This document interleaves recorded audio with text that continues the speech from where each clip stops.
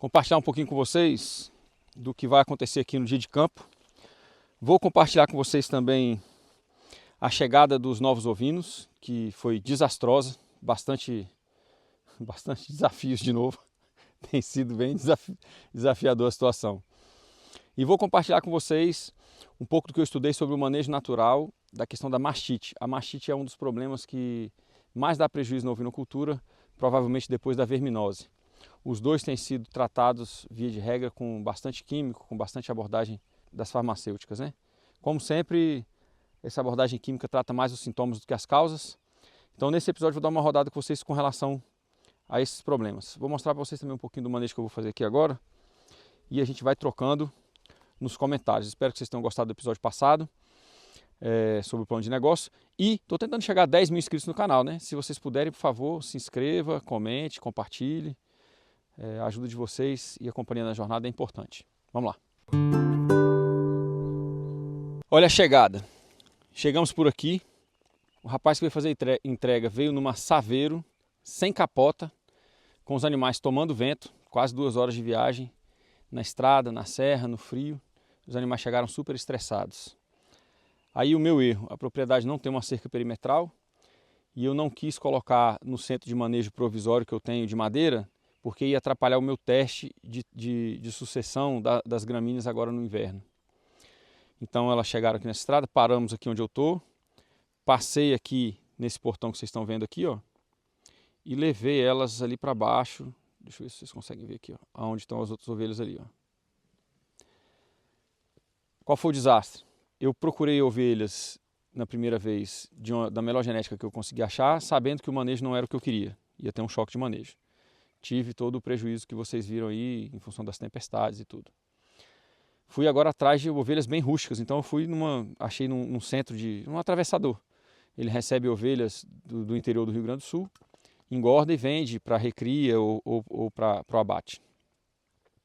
Busquei ovelhas novas, que eu achei boas, assim, procurei ovelhas que eu identificasse que fossem precoces, que tivessem resistentes e tal. E comprei 2 ovelhas e um carneiro também bem precoce, um carneiro preto, novinho ainda, com 2 meses e pouco, assim, indo para desmama. Bom, o Tais ajudou a recuperar 2 ovelhas, a outra fugiu para um vizinho aqui junto com esse carneirinho. A gente conseguiu pegar ela atravessando uma cerca, 2 horas de função isso.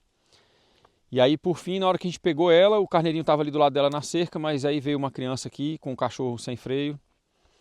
E aí o cachorro tocou o carneirinho para dentro do mato, a gente não sabe se matou, se comeu, o que aconteceu. Mas a gente não conseguiu achar mais. Hoje eu vou lá procurar de novo, isso aconteceu ontem à noite, né? Mas os erros, né? A gente precisa da cerca de perimetral, que eu não vou fazer aqui, que a propriedade não é minha. E aí, nesse caso do empreendimento móvel, um erro meu. Eu preciso ter um centro de manejo para esse tipo de coisa. Mas esse centro de manejo é caro, então ainda não consegui fazer ele móvel, né? Foi um desafio aí. Talvez tenha ficado num prejuízo aí de um carneirinho que eu comprei recentemente e que chegou ontem. Vou mostrar para vocês aqui, virando a câmera, como é que foi a situação. A gente chegou por essa estrada, parou aqui na porta desse portão, né? Paramos aqui. Eu avaliei as ovelhas, famacha, casco, dente, score corporal, anotei tudo. E aí levei elas para aquele piquete lá embaixo. Uma por uma, peguei na mão e levei e coloquei lá. Estouraram a cerca, saíram aqui. Aqui é a divisa da propriedade, não sei se vocês conseguem ver ali um pitoquinho vermelho ali do lado do gerivá ali. Saíram aqui, passaram por um piquete que eu já abri ali, entraram na estrada e seguiram para lá. Ali naquela curva eu consegui pegar 2. Uma foi com o outro pro vizinho lá, e aí aconteceu o lance que eu falei com o cordeirinho, né? 2 horas para buscar. Bom, tá aí compartilhado um erro com vocês. Erros que a gente, enfim, pode estar mais consciente deles e que às vezes nessa questão dos empreendimentos móveis, né? A gente precisa ter estruturas melhores, assim. Eu preciso ter umas mangas fixas aqui, uns painéis de metalon galvanizado e tal, para poder fazer essas coisas, né? Bom, vou fazer a mudança de piquete delas, elas ficaram aqui. Tô com uma cerca ali de 4 fios. Vou abrir um piquete, vou passar elas para cá de volta, vou prender elas aqui onde elas estavam ontem. Agora para o dia aqui de campo, compartilhar um pouco dessa questão do sal mineral, né? A gente viu A sobreviventezinha, a única fêmea que sobrou, comendo bastante do enxofre. Vou levar vocês aqui para desligar a cerca enquanto eu converso. A gente viu que nessas áreas aqui onde a gente identifica um solo mais ácido também, tem uns afloramentos rochosos, o solo é mais superficial, elas comem mais o calcário. A gente conseguiu aumentar o Brix em todas as pastagens, né? Que a gente fez o manejo rotacionado. Aqui as minhas gambiarras, né? Ó. Elas vieram nessa faixa aqui, passaram por aqui, foram até lá e estão descendo ali. Tem aqui mais ou menos uma semana de rotação. Aqui, deixa eu segurar direito para não tomar choque, ó. Esse aqui é do Guilherme, que tem um vídeo com ele aqui no canal também ensinando a cerca elétrica, né? Esse aqui é o gambiarra que ele faz, ó. Agora a cerca está desligada, consigo desfazer esses carretéis aqui e abrir um piquete para elas lá embaixo. Enfim, a vantagem quando a gente consegue adensar é essa aqui, ó. Muitas placas de estrume, um melhor aproveitamento da pastagem, mas a gente precisa ter o tempo de recuperação. No inverno aqui, com as queimadas de geada, isso se mostrou um pouco difícil, né? Eu estou tendo um custo a mais com feno e elas não comem bem o feno de Tifton, tive que colocar então um feno de alfafa. Nos dias de inverno elas bebem menos água, a água ainda limpa ali com os besourinhos ali eu vou tirar. O Michael Bonini, que é um veterinário homeopata, me ajudou a fazer aqui uns exames. Elas estão com o FAMACHA bom, mas estão com uma contagem um pouco alta de verminose. Então vou entrar com uma outra abordagem natural de verminose, porque a gente vai fazer um controle. Eu vou entrar com essa abordagem e depois ele vai... Vou gambiarra aqui. Se eu consigo criar aqui uma manga para passar com elas aqui, ó. Bom, ele vai fazer para mim o teste, então eu consigo saber se eu conseguir aliviar a carga parasitária delas com um vermífugo natural. Vou usar dessa vez o melaço, o alho em pó e uma pimenta em pó. Vou desligar aqui para passar elas aqui, porque agora dá função aqui. Pronto. Vou passar ali. Agora eu consigo fazer piquete. Eu vou desfazer esses dois fios que estão aqui, ó. Vou passar aqui, que eu já abri uma vez. E elas ganham mais um dia naquele piquete ali. Depois elas vão começar a voltar pela faixa de baixo que está queimada de geada lá, ó. É toda essa faixa aqui, ó. Que daria mais ou menos 7 a 10 dias quando tem forragem, mas agora não tem. E no dia de campo a gente vai ter passado por essa área aqui, provavelmente vou ter que suplementar com feno. De novo, não vou dar ração, não vou dar grão, né? A ideia é exclusivamente a pasta ao mineral. Então estamos aí nos desafios da geada. Essa é a área que eu vou passar elas agora. Vou dar um chute aqui de talvez uns 100 e poucos metros quadrados. Depois eu vou medir aqui. Enfim, vão entrar aqui, elas comem um pouco desse Tifton que escalou aqui, ficou muito tempo sem comida. E depois a gente entra para aquela situação de estar sem comida por conta da forragem. Numa situação ideal, teria cerca perimetral. E essas faixas que eu tenho usado, eu usei uma faixa para ir para lá e agora estou usando essa faixa para descer aqui, ó, dá para ver ela marcada, tá vendo? Numa situação ideal, essas faixas teriam cercas semifixas. E a gente estaria movendo 2 fios por dia para mover as ovelhas. De novo, aqui eu não posso resolver isso. Provavelmente no próximo endereço a gente resolve. Aqui, ó, é uma área que está detonada. A mesma lógica que vocês viram em episódios passados, né?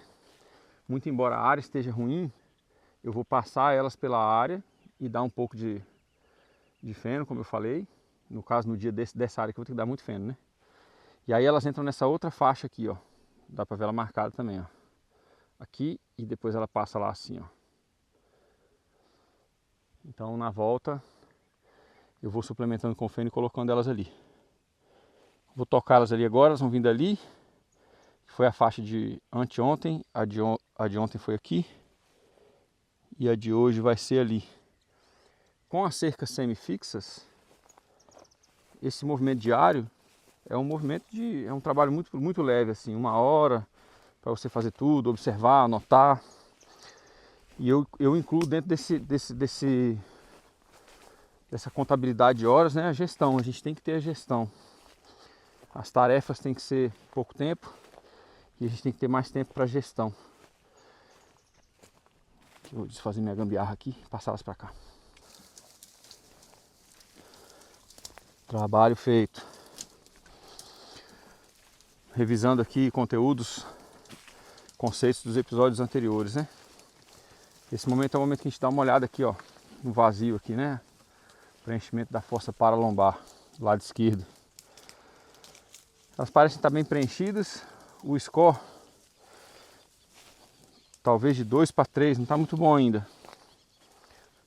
Mas depois de ver lá as ovelhas com ração e silagem na estação de confinamento, eu passei a achar que essas que sobreviveram estão muito bem, na verdade. Desenvolvendo muita saúde, né? A gente, nesse momento aqui, a gente dá uma olhada, quando a gente coloca elas em movimento, elas acabam soltando as placas de estrume. Então a gente tem como avaliar a saúde interna, a saúde das ovelhas, do rumen e tal, pelas placas. E de novo, a gente chega num lugar porque o lugar já está recuperado. Aqui, ó, é um Tifton alto, mas elas já passaram por aqui. Na verdade, essa área não está completamente recuperada. A gente vê por aqui, ó. Eu estou dando um chute aqui que eu precisaria de pelo menos uns 2 meses no inverno. E eu tive 40 dias. Eu ainda tenho aqui várias gramíneas com sinal de corte. Então,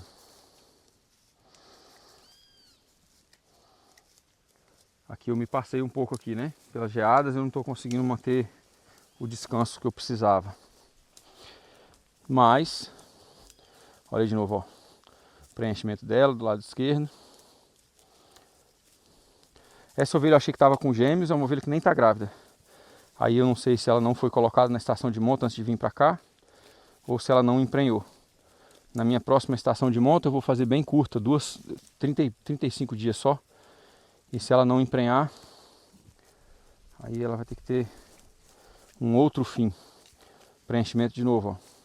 A gente vê ela bem preenchida, né? Aquela ali é uma das mais novas que sobreviveu, ainda está meio sofrida, mas ganhando peso já. Ali a gente vê a mais nova de todas que nasceu esse ano, a sobrevivente ali, ó, já pastando. E as lições, né? Ela vai muito no enxofre. Vou colocar um vídeo aqui para vocês enquanto eu falo dela lambendo o enxofre. Esse comportamento faz todo sentido, porque ela está inoculando o rumen dela. Ela ainda está mamando, mas já está comendo. O enxofre fornece aminoácidos básicos importantes para a digestão dela. Então essa questão do sal mineral de escolha livre, a gente percebe que realmente, se a gente tirar o tempo para tomar nota e fazer as observações, ajuda muito a gente na alfabetização ecológica.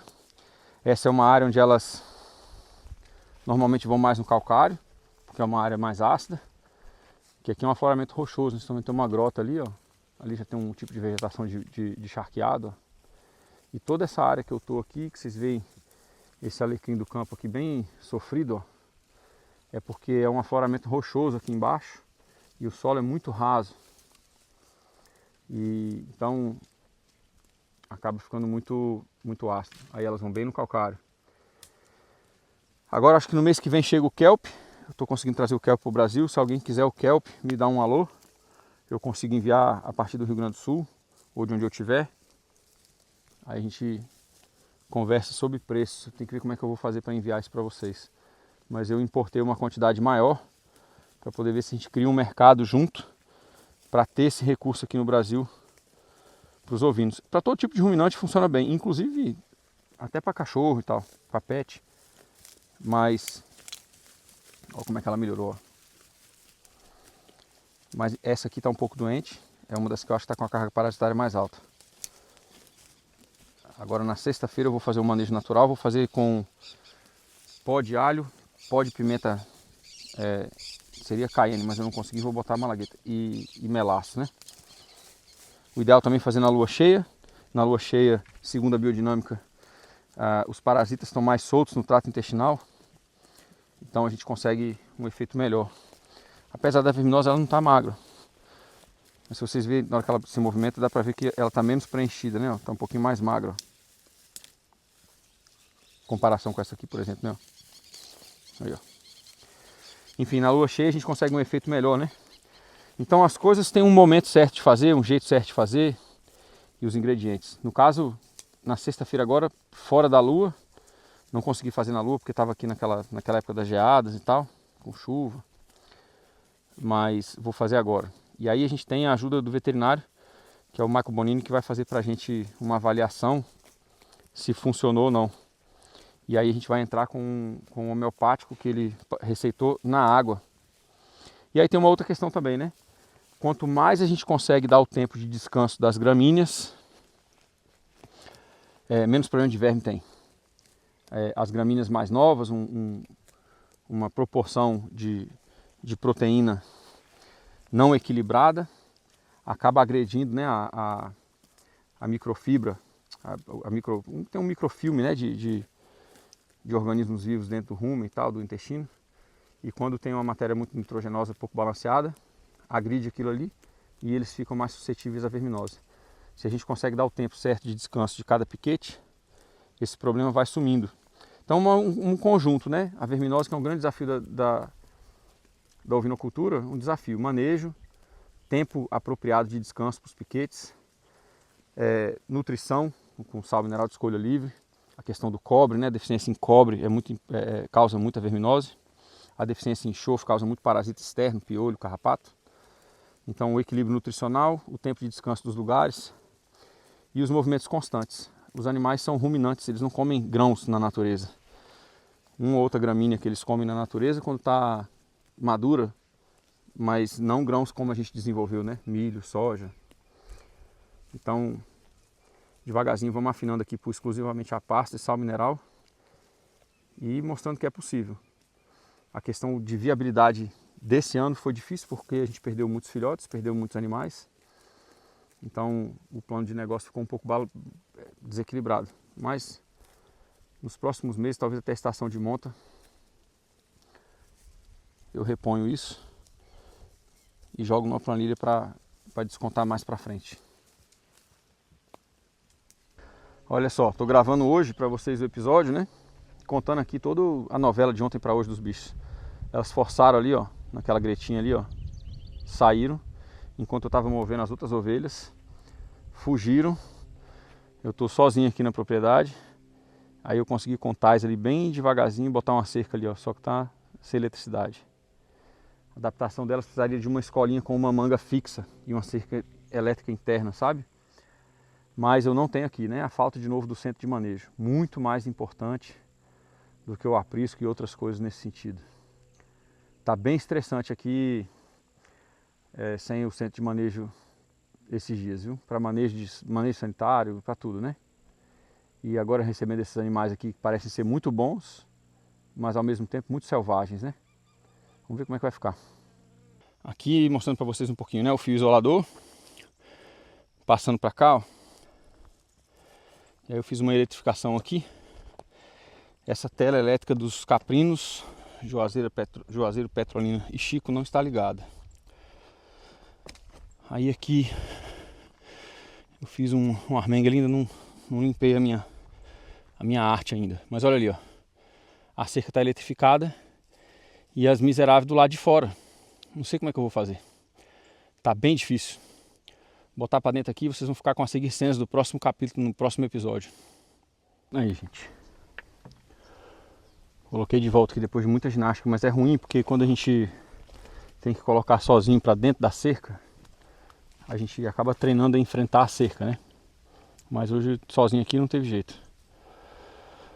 Elas são muito ariscas e eu consegui fazer uma ginástica aqui para colocar para dentro de novo. Já liguei a cerca aqui, ó, e já vi tomar um choque. Talvez agora elas fiquem.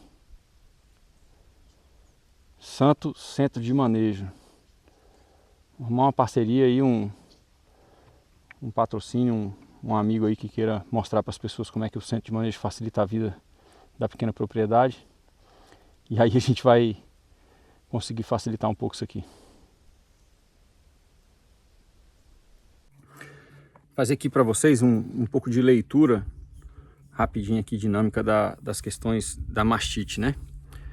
Eu falei com vocês, a mastite é um dos problemas que mais causa prejuízo nos ovinos depois da verminose e provavelmente nos ovinos mais do que em qualquer outro tipo de pecuária. Porque quando a gente encontra a mastite, a gente provavelmente já perdeu uma fêmea, vai ter que descartar ela, não vai poder ficar mais reproduzindo e vai perder um cordeiro também, né?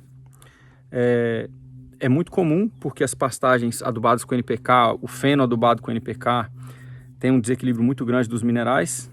E aí a Pet Colib recomenda que a gente dê o calcário dolomítico. Se você dá ração, que você dê 2 colheres de sopa na ração 2 vezes por dia. Se você dá feno, 2 colheres de sopa no feno 2 vezes por dia, né? No meu caso é a pasto, sal mineral de escolha livre. Bom, outra questão que ela coloca é o seguinte: a fêmea já com a mastite, a gente pode dar 1 colher de vitamina C em pó, junto com 1 colher de calcário dolomítico, obviamente também em pó, 2 vezes por dia, além do que vai na ração, no feno ou no sal de escolha livre, né? O kelp é muito importante para isso também, porque o kelp ele vai dar para as ovelhas a capacidade de regular, entre outras coisas, o iodo. O iodo vai nas adrenais, né, e todo o sistema endócrino. Então sem o iodo nada funciona. Então aí de novo, né, a questão do calcário calcítico, calcário dolomítico e aí nesse caso aqui específico o kelp, né?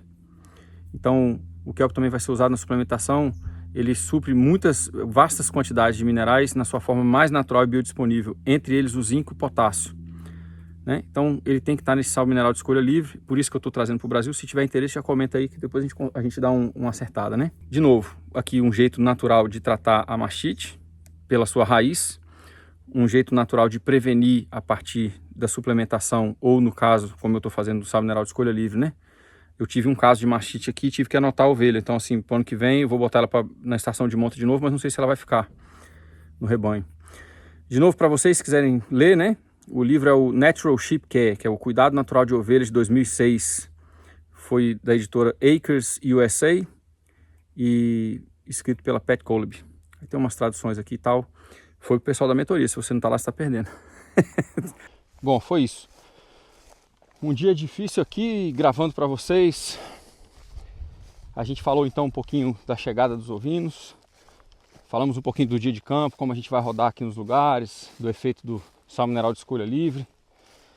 A questão de ter as estruturas apropriadas, principalmente com os negócios móveis, né? Saindo mais desafiador do que eu imaginava com os ovinos novos. Provavelmente porque vem de uma situação a campo muito mais selvagem, né? Não mais selvagem, mas mais rústica, mais largadas, né? Testaram muita cerca, passei o dia inteiro tentando eletrificar uma área nova, botar uma cerca de 4 fios para ver se elas ficam. Mas é isso, o dia de campo vai ser falando um pouquinho do sal mineral, desenvolvimento genético, plano de negócio que vocês viram no episódio passado. Então quem não veio, vai ter aí uma amostra grátis aí nesse episódio. Mas, deixa a pergunta, comentário, vamos conversando. Fechou rápido as reservas, né, para o dia de campo, foi bem bom. E aí depois de repente eu solto um pouquinho do que foi gravado no dia de campo para vocês, no próximo episódio. Estou tentando chegar a 10 mil inscritos. Faltam poucos. Se você não é inscrito ainda, se inscreve, ajuda muito, comenta. Pra gente chegar lá. Preciso do canal para levar essas informações para outras pessoas. Vamos lá, um abraço.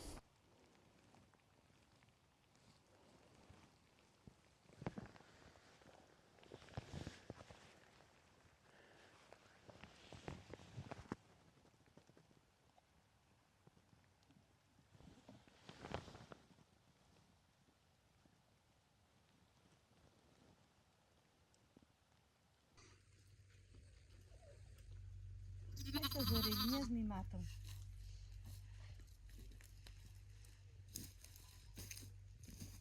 Gente, tem um buraco.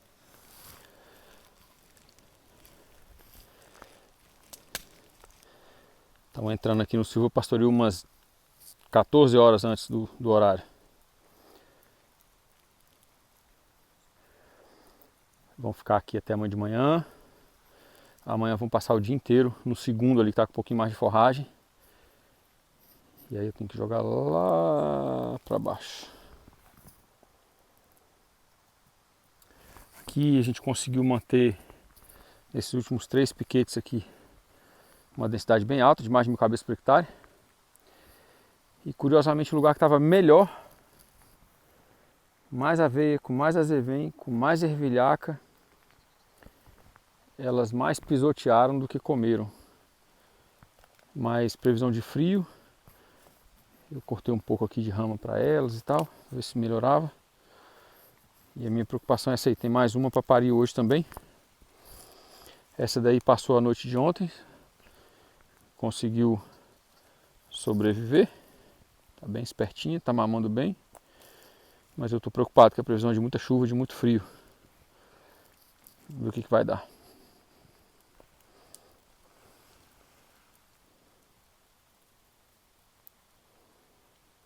É muito legal o jeito que elas comunicam, né? Uma já conhece a voz da outra, o cheiro. A mãe chama, ela vai certinho. Olha lá.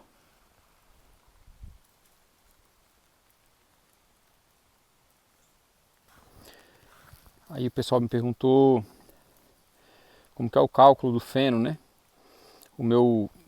A minha flexibilização aqui foi dar um feno, que não é transgênico, mas que é um insumo externo, porque as gramíneas, né, o plantio de cobertura de inverno não veio a tempo. Aí o cálculo é de 2 a 4 quilos, desculpa, de 2 a 4% do peso do animal. Então, elas vão comer aí em torno de 2 quilos dia. Só que elas não estão só no feno. Eu dou o feno para ter uma matéria que tem carbono, uma matéria que tem fibra. Para elas não entrarem nesse verde aqui, que tem muita leguminosa, tem bastante ervilhaca, tem trevo. O azevém está novo, a aveia está nova. Então, para elas não entrarem nesse verde aqui no seco, eu dou um pouco do feno. Então, o feno é só uma complementação, não estou dando pelo peso delas, não. Nessa condição, que às vezes as pessoas caem nessa armadilha, né? De colocar o animal sempre num pasto muito verde. O pasto tem essa matéria muito verde, ela é muito nitrogenosa. E aí no trato digestivo do animal, isso complica. E aí dá muito dor de barriga e tal, desregula. Então a gente sempre tem que fazer o cálculo da espera do piquete de forma que a sucessão se complete e tenha um pouco de fibra. A cabeça de performance só do animal acaba tirando a performance do solo. A gente tem que pensar a performance do sistema. Solo, plantas, animais, lucratividade por área e não por animal. Senão a gente fica caindo nessas armadilhas, né? Então aqui o feno é só um pouquinho. Esse feno entrou também com um pouco de vinagre de maçã. Pode ser outro vinagre, o vinagre é só uma suplementação de potássio. Um lance lá da Pet Colub.